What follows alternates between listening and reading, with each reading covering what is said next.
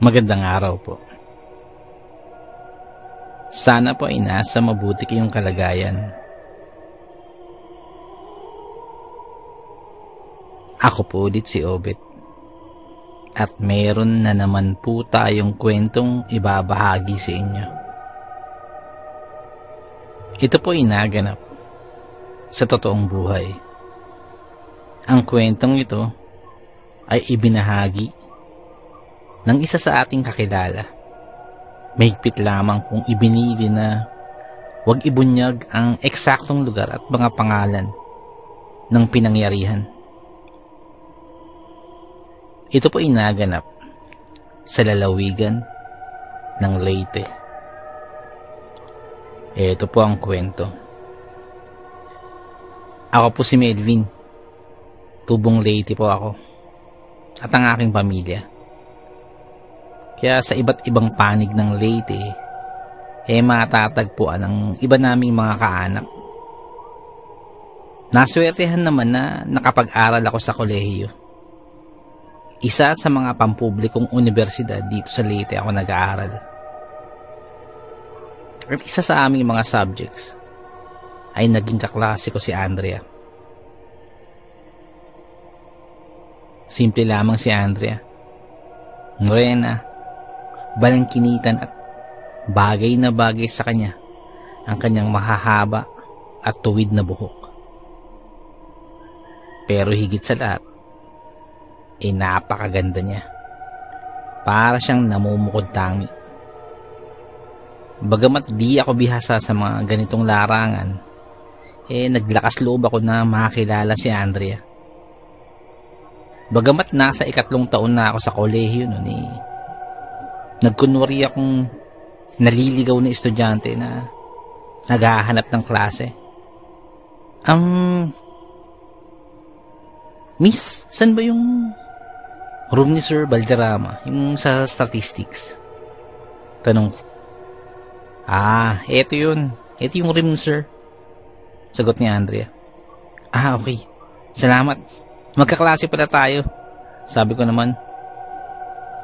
Kunyari ka pa patanong-tanong, matagal ka na nag-aaral dito. Sagot naman ni Andrea. Paano mo nalaman?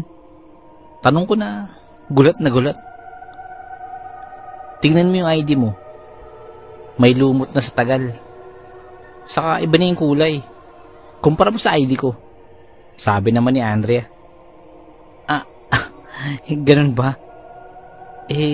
Gusto ko lang sanang malaman yung pangalan mo. May nagpapatanong lang. Importanteng tao. Yun lang pala eh. Ako si Andrea. Teka, sino nagpapatanong? Tanong naman ni Andrea. Ako nga pala yung nagpapatanong. Sabay ngiti ko na parang nahihiya. Pagkadinig doon ni Andrea, napangiti na lamang ito. Hindi ko malaman kung napangiti ito sa buwisit sa akin o sa kakornihan ko. Pero ang importante, napangiti ko siya at ang pinaka-importante ng mga oras na yun, nagkakilala kami. Para lalo akong mapalapit kay Andrea, sa kanya ako nanghihiram lagi ng libro at mga sulatin namin sa mga aming paksa. Ba't pa sa akin ka nanghihiram ng libro? May library, di ba? Sagot ni Andrea. Para paghiram ko, may sagot na agad. Sabi ko naman. Kung di nyo po na itatanong, matalino si Andrea. Kaya lang, napapansin ko sa kanya, tila wala siyang kaibigan o kabarkada dun sa aming universidad. Kaya lalong nagpalakas ng loob sa akin na lagi siyang samahan. Minsan inatanong ko siya habang kakatapos lang ng aming isang klase. Saan ka pala kumakain pag tanghalian? Parang hindi kasi kita nakikitang kumakain sa kantin. Tanong ko. Sa library lang ako pumupunta. Minsan doon ako umiidlip. Wala naman kasi akong kasabay. Sagot ni Andrea. Bakit yung boyfriend mo? hindi ka samahan? Tanong ko. Ano yun? Ano yung boyfriend? Wala ako nun, no? Sagot naman ni Andrea. Kaya ganun na lamang ang tuwa ko nung mga oras na yun. Yung tipong ngumingiti ako ng walang dahilan. O ba't napangiti ka? Tanong sa akin ni Andrea. Wala. Gusto ko lang ngumiti maghapon. Ngiti ka din, gusto mo? Sabi ko. Baliw, pupunta na nga akong library. Sagot naman ni Andrea. At dahil sa mga impormasyong yun, naglakas loob akong ligawan si Andrea. Isang araw, ay nag-ayos talaga ako. At isinuot ko ang pinakamalupit kong pamporma. Nagpolo ko nun, yung long sleeves. Yung nakabotones lahat. Para talagang iba yung dating. Habang inaantay ko sa harapan ng gate ng eskwelahan namin si Andrea, pinagtitinginan ako ng iba kong kaklase. Lalo na yung mga namumukaan ako. Pero sa isip-isip ko, ang pogi-pogi ko siguro. Medyo napaaga ang dating ko kumpara sa mga nakaraang araw. Kaya halos lahat ng estudyante ng universidad nadaanan ako dun sa harapan ng gate. Medyo pataas na yung araw nun. At nakakaramdam na ako ng init. Mainit pala pag nakapolo ka, ano? Naka-long sleeves. Tapos nakabotones pa lahat. Dagdag pa yung t-shirt na puti na suot-suot ko sa loob. Binigay yun ng hardware bilang pamasko sa mga suki niya. Nag-aantay pa din ako hanggang sa makita ko na si Andrea. Mula sa malayo naglalakad ito. Kaya medyo nag-ayos na ako. At inabangan ko na yung pagdating niya. Nung malapit na ito sa aking kinatatayuan, tinawag ako nito.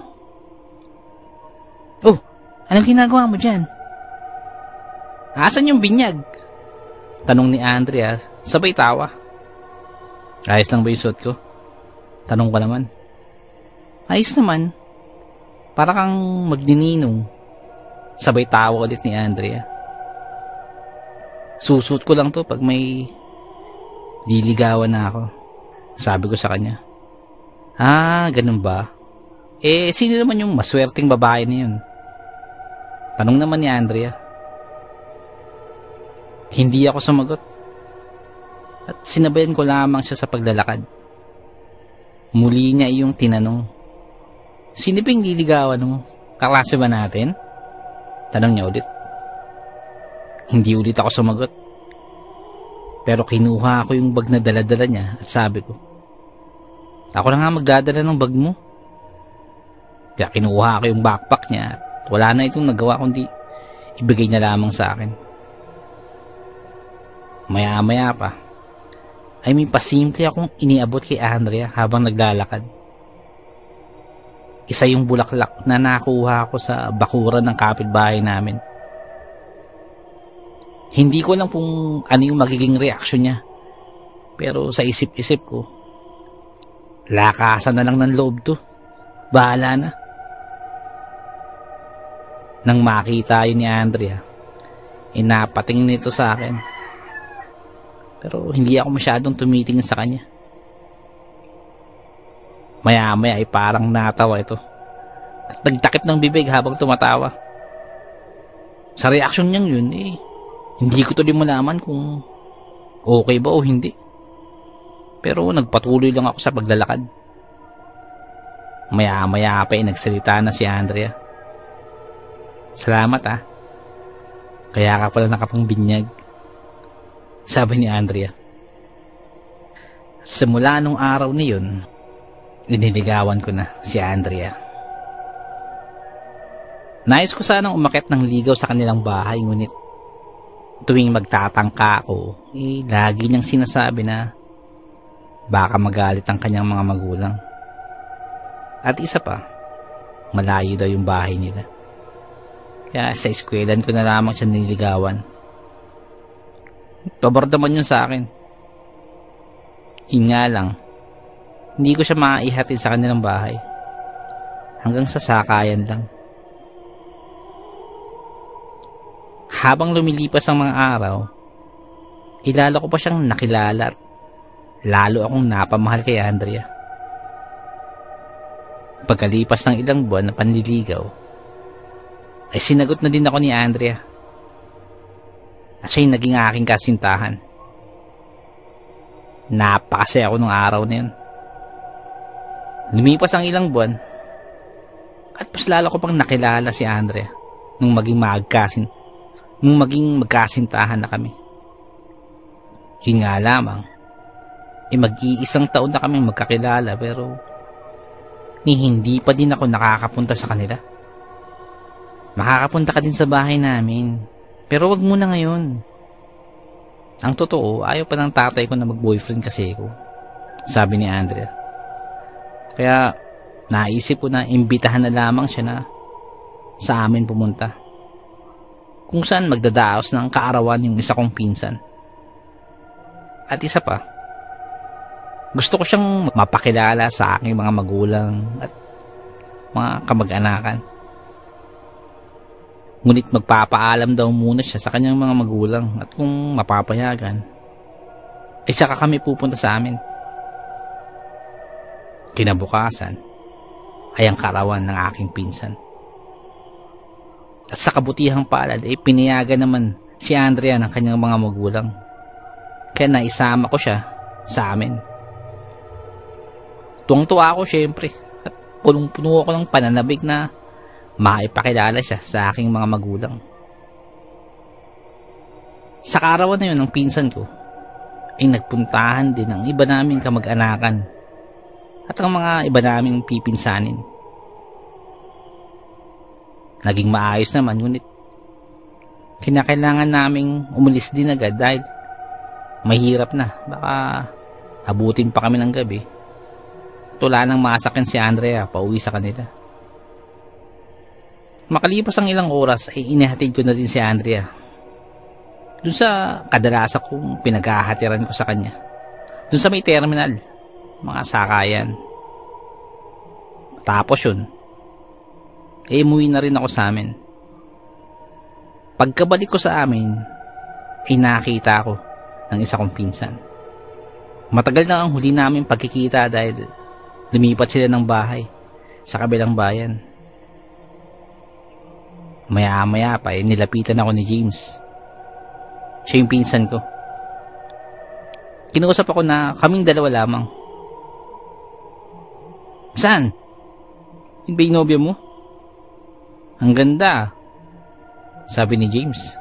Nakakita mo ba? Yun yung kinukwento ko sa'yo sa chat nung nakaraan, sabi ko. Ah, siya ba? Ano nga ulit apelyido nun? Tanong ng pinsan ko. Kaya sinagot ko din siya at binanggit ko ang apelyido nila Andrea. At sinabi ko din yung lugar na tinitirahan nila Andrea. Binoy, hindi ko naman sa sinisiraan si Andrea. Pero dun sa lugar namin, medyo kilala yung angkan nilang yan. Yung lola niyan sa tuhod ay isa sa kilalang mangkukulam dun sa amin. Yun ang balita dun. At kung may papatira sila dun sila lumalapit. Dagdag pa ni James. Kaya gano'n na lamang ang naging reaksyon ko nang marinig ko yun. Sigurado ka ba dyan? Sabi ko. Kahit itanong mo kina tatay, yan ang balita dun sa amin, sabi pa ni James. Kaya yung mga ngiti ko kanina napalitan ng kaba. Kung ano-anong bagay ang pumasok sa isipan ko. At parang nagulat ako sa narinig ko. Ang di ako makapaniwala. Ngayon ko na pag-isip-isip na kaya pala hindi ako pinapapunta sa kanila sa ganyang kadahilanan. Pero sa kabila nun, ipinagpatuloy ko pa din ang maayos na pakikipag-ugnayan kay Andrea.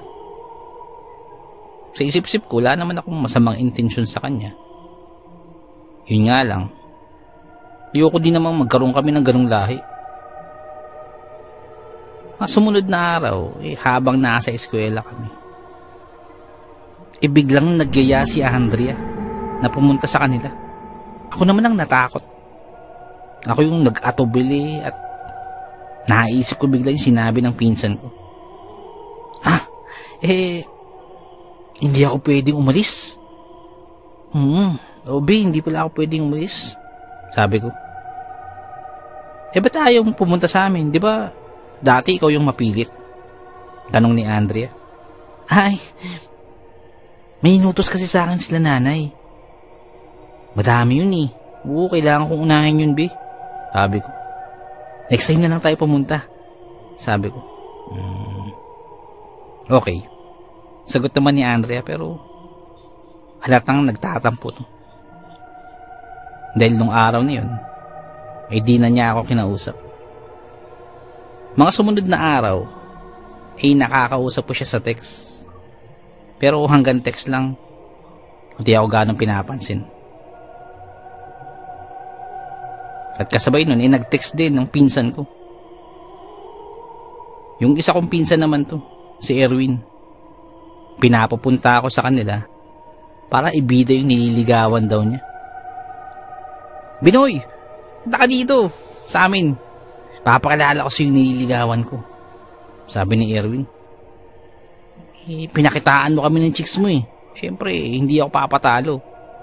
Sabi pa ng pinsan ko. Kaya natawa na lang ako. Malapit ko tong pinsan. Kaya pagyaya nito nagpa-unlock na din ako. At isa pa, matagal din kaming hindi nakapunta sa kanila. Nasa kabilang baryo lang naman nakatira yung pinsan ko. At isa pa, hindi pa ako gaanong kinakausap ni Andrea. Kaya para malibang-libang naman ako, pinuntahan ko na lang si Erwin. Narating ko na yung eskwela nila Erwin. Doon kasi namin napagkasundo ang magkita muna. Inantay ko siya doon. Habang nag-aantay, inapansin kong halos walang tao doon sa eskwelahan nila. Marahil Sabado doon. At iilan lamang ang may pasok kapag Sabado, lalo na pag kolehiyo. Ilang sandali pa, parang napukaw ang aking atensyon. Nakakita ako ng babaeng nakatalikod. Mahaba ang buhok nito at tuwid. At pamilyar na pamilyar ang tindig nito sa akin. Maya-maya pa, bahagya itong lumingon sa aking direksyon.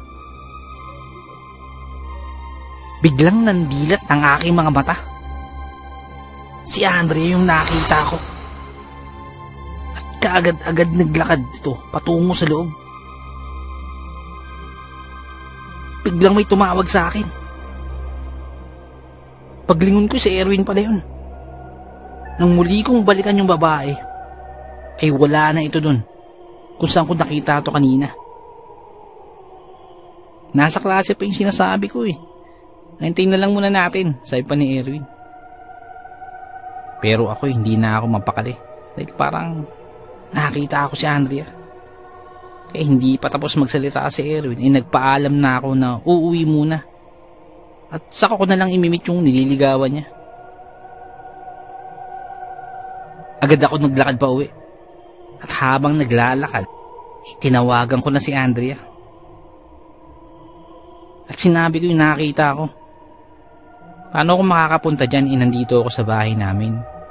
Sagot naman ni Andrea. Baka naman na-miss mo lang ako kaya ka nagkakaganyan. Sabay tawa nito. Saan mo ba nakita? Tanong pa ni Andrea. At sinabi ko yung eskwelahan na pinapasukan ng pinsan ko.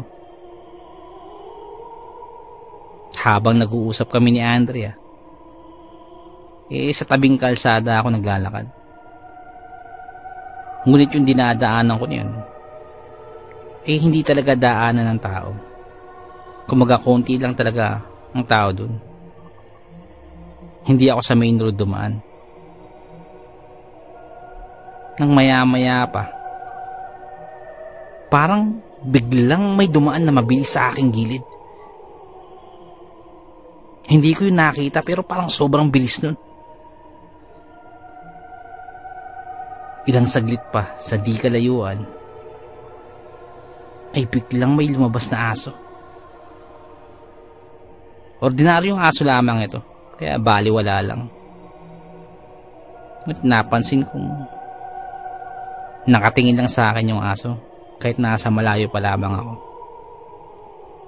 Parang hindi ito natitinag. Binabaliwala ko lang. Kaya habang naglalakad, kausap ko pa din si Andrea sa cellphone. Nang mabanggit kong yung aso, "Nakatingin ba sa'yo?" Tanong ni Andrea na parang nag-aalala. Oo. Pero bakit?" Tanong ko kay Andrea. "Huwag ka nang tumuloy dyan sa nilalakaran mo. Maghanap ka ng ibang daanan na may maraming tao," sabi pa ni Andrea. Kaya pagkadinig ko nun nagtaka ako. "Bakit?" "Basta, huwag ka nang tumuloy dyan." Kaya medyo umatras ako at bumalik ako sa pinagdadaanan ko. Pero baliwala lang lahat sa akin. Nang maya-maya pa, naswertihan naman na biglang may dumaan na tricycle. Kaya hinabol ko na at nakisakay agad ako. Nakauwi naman ako ng maayos. Pero simula nun, parang nahihirapan na akong makatulog sa gabi. Lalo na kapag mga 10 oras na ng gabi. Parang may kung anong bumabagabag sa isipan ko. Pero hindi ko na yun sinabi pa kung kani-kanino. Mga sumunod na araw, muli ko yung naikwento kay Andrea. Yung nakita ako sa eskwelahan. Pilit ko mang isipin ang hirap mangyari pero parang siya talaga yung nakita ko ng mga oras na yun. Ganun pa din sinagot niya na paano mangyayari yun. Nandun nga siya sa bahay. Kahit ako'y nagtataka kung paano nangyari yun. Pero parang hindi ko maitanggi. Parang hindi ko ubos maisip na parang namalikmata lang ako nun. Noong mga sumunod na araw naman, nakakausap ko muli yung pinsan ko na si Erwin. Yung ipapakilala niya ulit yung nililigawan niya. Pumayag naman ulit ako pero sa pagkakataong to, isasama ko na si Andrea. Pagyaya ko kay Andrea, sumama rin naman to. Doon ulit kami sa eskwela nila pumunta. Kaya pagkapunta namin doon, doon muli kami sa gate nagabang. Habang inaantay yung pinsan ko. At habang nag-aantay, ikinuwento ko kay Andrea kung saan ko nakita yung kamukha niya. At tinitingnan-tingnan lang ako ni Andrea na para akong nababaliw. Ilang saglit pa, dumating na si Erwin. Pagkakita ko, may kasama na siyang babae. Siguro ito yung papakilala niya sa amin. Nung tinitingnan ko yung babae, parang nakatakip ang mukha nito na parang nahihiya. Kaya medyo nangingiti ako at sinabi ko kay Andrea, "Kausapin mo yung kasama ni Erwin ha. Parang nahihiya pa eh." Pagkasabi ko nun, tumingin lang sa akin si Andrea na parang takang-taka. Ilang sandali pa, tumingin muli ako sa kinaroroonan ni Erwin. Pagkatingin ko, natuon ang attention ko sa kasama niyang babae. Parang nakatayo lang ito katabi ni Erwin. At medyo nakatagilid lang ito. Parang naka-side view. na parang ayaw ipakita nito ang kanyang mukha. Kaya parang nanaig yung aking pagiging mausisa. Tinitingnan ko lang yung babae na kasama ni Erwin. Maya-maya pa, bahagya itong lumingon. Ganun na lang ang kilabot ko. Ay, kahawig na kahawig ito ni Andrea. Napakapit ako ng di oras kay Andrea habang nakatingin sa babae. Ilang saglit pa ay lumingon ang babae sa amin. At pumihit ang ulo nito papunta sa aming direksyon na hindi gumagalaw ang kanyang katawan. Ang tingin nito ay walang kaemo-emosyon. Walang bahid ng emosyon ang mga tingin nito. Ngunit parang tumatalas ito sa aking pagkatao. Napasigaw akong bigla nun. At hinata ko bigla si Andrea para makalis. Nang ilang sandali pa, parang lumalapit yung babae sa akin. Sobrang takot ko, tumakbo ako. Nagpupumigas ako. Hanggang sa parang nalugmok ako sa panikadiliman. Wala akong ibang makita. Para lang akong lumulutang. Hanggang sa wala na akong maalala. Pagkagising ko, ay hindi ko malaman kung nasaan ako. Unang mulat ko ng mata ko ay iniligid ko ang aking paningin sa aking paligid. Ang lugar na to ay hindi pamilyar sa akin. Ang lahat ng ito ay bago sa aking paningin. Nang mapagtanto ko na nasa ibang lugar ako ay napabalikwas ako. Maya-maya pa ay may lumapit na matanda sa akin. Oh, buti nagising ka na. Kamusta na yung pakiramdam mo? Tanong ng matandang babae sa akin. Magpahinga ka muna ha. Takang-taka ako sa mga nangyayari. Maya-maya pa, may dumating na babae. Si Andrea. Oh, magpahinga ka muna. Maayos na ba pakiramdam mo? Tanong sa akin ni Andrea. Maayos naman pakiramdam mo asan ba ako? Tanong ko. Nandito ka sa bahay nila Lola, sabi ni Andrea. Paano ako napunta dito? Tanong ko na punong-puno ng pag-aalala. Naalala mo ba yung nagpunta tayo sa pinsan mo? Dun sa school nila? Nagwawala ka nun. Para kang sinapian. May mga sinasabi ka na hindi namin nakikita, sabi pa ni Andrea. Saka ko pa lamang naalala yung tagpo sa eskwela ng pinsan ko. Yung babae na kamukhang kamukha ni Andrea. Bigla ako naalala. Yung babaeng nakita ko doon na kamukhang kamukha mo. Sabi ko pa. Be, ikaw lang ang nakakakita nun. Ang totoo niyan, lumapit yung pinsan mo sa atin na siya lang mag-isa. Nagulat nga kami na may sinasabi kang kasamang babae si Erwin. Tapos na nagwawala ka na. Para ka lang sinasapian, sabi pa ni Andrea. Paano ako napunta dito sa inyo? Tanong. Binoy, mahirap mong paniwalaan pero inasawang ka. At pakiramdam ko, ako ang dahilan bakit ka inaswang. Meron akong matagal nang manliligaw na hindi namin alam na may ganyang kakayahan. At dahil wala kang proteksyon, madali ka nalapitan, sabi pa ni Andrea.